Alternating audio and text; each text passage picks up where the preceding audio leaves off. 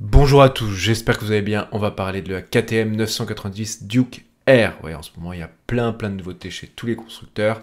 Personnellement, je roule avec la 890R, donc je connais bien cette moto. Elle est fantastique, je l'adore. Elle manque un tout petit peu de puissance, en effet. Avec la 990, on arrive à quelque chose d'un peu plus violent. On était sur 121, maintenant on passe à 130 chevaux. Par rapport à la 990 tout court, on gagne 7 chevaux. Par rapport à l'ancienne, on gagne 9 chevaux. Je pense qu'ils auraient pu faire un peu comme les anciennes Ducati, la mettre à 140 chevaux. 145, ça aurait été vraiment une grosse tuerie. Mais bon, hélas, ça n'a pas été fait.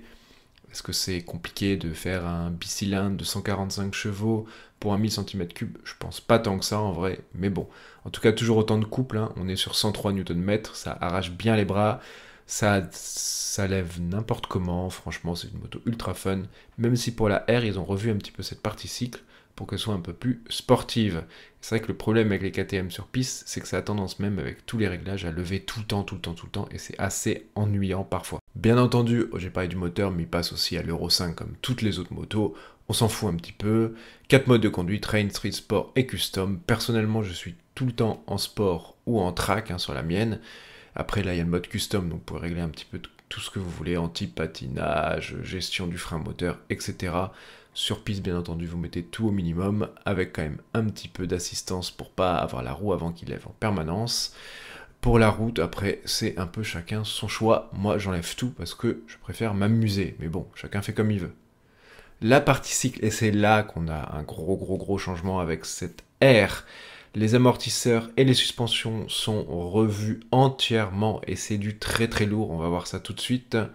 Et il y a aussi un nouveau bras oscillant doté d'un lien progressif, très important pour les performances. Sinon, on est toujours sur du WP Apex, comme d'habitude avec KTM, 140 mm de débattement, compression sur 3 niveaux, mais par contre à haute vitesse et 30 niveaux à basse vitesse.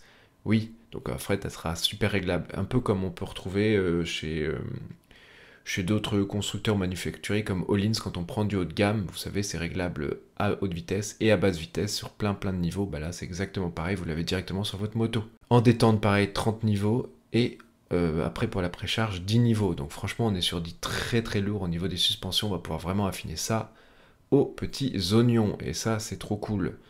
Moi, personnellement, j'ai les Apex Pro actuellement sur ma KTM, parce que quand je l'ai acheté, elle les avait.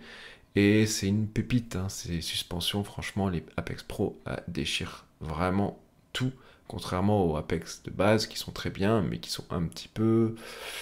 Bah, on voit leurs limites, quoi. Assez rapidement, quand sur piste ou quand on roule très fort sur route. À l'avant, nouveau triple T en aluminium, avec un dépôt de 32 mm, donc toujours pour un peu plus de sportivité, un peu plus de rigidité. Donc ça, c'est cool. Et la fourche inversée Apex, bien entendu. L'empattement de la moto est allongé de 5 mm, donc ça c'est un petit peu pour le côté sportif aussi, ce qu'on disait tout à l'heure, pour que ça lève un petit peu moins, avoir un petit peu plus d'appui sur l'avant, et ça c'est très important pour une moto comme ça qui a tendance vraiment à être très joueuse. Jante alliage de 17 pouces récupérée de la Super Duke R, donc un peu plus légère, du Power Cup 2 en pneu, bon, Power Cup 2, il n'y a rien à dire, sur sec c'est une tuerie, sur piste c'est une tuerie, sur mouillé, bonjour la morgue, voilà, c'est tout ce que je peux dire.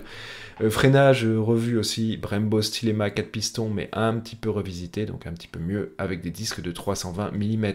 La moto perd 2 kg par rapport à la version standard, 190 kg avec le plein, ce qui est assez léger en vrai pour un 1000, on va pas se mytho.